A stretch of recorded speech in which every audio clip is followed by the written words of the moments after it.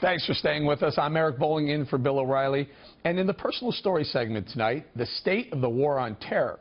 Both the Republican and Democratic conventions honored members of the military, paying tribute to the heroic sacrifices they've made defending our country. Recently, Bill O'Reilly sat down with Kevin Lacz, a former Navy SEAL who served with American sniper Chris Kyle. Kevin wrote the new book, The Last Punisher, about their time in Iraq. Mr. Lacz, I thought your book was very informative, but what struck me was the SEAL's attitude toward the enemy, the Mouge, as you guys called him. I mean, was he a person to you? Was he a vile human being? Was he evil? What? Well, I mean, I joined the Navy in response to 9/11. That's what propelled me to join the Navy. And I realized at some point in the time I was going to meet the enemy on the battlefield, and it's a business decision. It's business out there. We are instruments to carry out, eliminating the enemy. And I felt extremely comfortable doing that.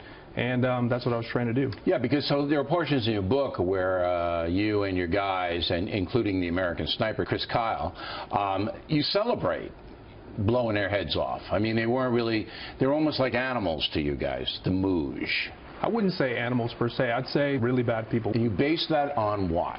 Based on their actions, what they did to terrorize. And we talk about in the book what they did to these cities, and Ramadi was the focus. We teamed up with the village elders and did the tribal engagement model, and they helped us identify who the bad people were, and we were able to... What did they do? Tell the people what they did. What did the Mouge do? I mean, you're seeing on the news today, you're looking at car bombings, you're looking at suicides, you're looking at mass killings, and that's what we saw on the same scale. But torture? Today, torture, absolutely. And we were willing to meet that. And the problem with what happened in 2006 is we won. And we didn't stay the course. We didn't stay in Iraq. And now we the history shows that battle in the surge was won. Do you believe that the people that you fought in Iraq are the same kind of people that were fighting in ISIS now? Are they the same guys? I think they're level 2 because they've learned from what we've done over there. They're able to go ahead and operate freely. There's no infrastructure. What we handed the Iraqis wasn't carried over. They're able to regain, get stronger, and they have a bigger footprint. They're better in social media and have a wider reach. Did you ever feel sorry for a guy that you killed?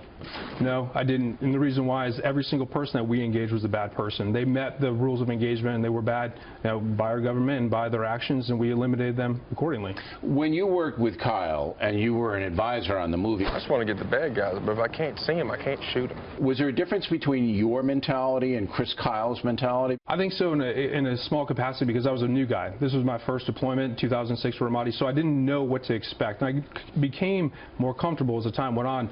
And I think we had the same indifference towards the enemy, and everybody else in the platoon had the same thing. These are the bad guys. They harm our brothers and sisters on the battlefield, and it's our job to get out in front and attack them. So you didn't, there wasn't any remorse or conscience or anything like that. You felt that this was the right thing to do, morally right thing to do, and you were doing it. Absolutely. The violence that met the rules of engagement, and we met them back with the same amount of violence, and we're ruthless towards them, and that's what won the Battle of Ramadi. There are a lot of people in the United States that don't like you and don't like Chris Kyle and feel that you're, for some reason, bad because you're doing these kinds of things. Have you ever encountered those people? Have you debated them? Not specifically. And what I wanted to do with the book was to show, hey, these are the type of people that do that job. When the raid for bin Laden comes up, who do they call?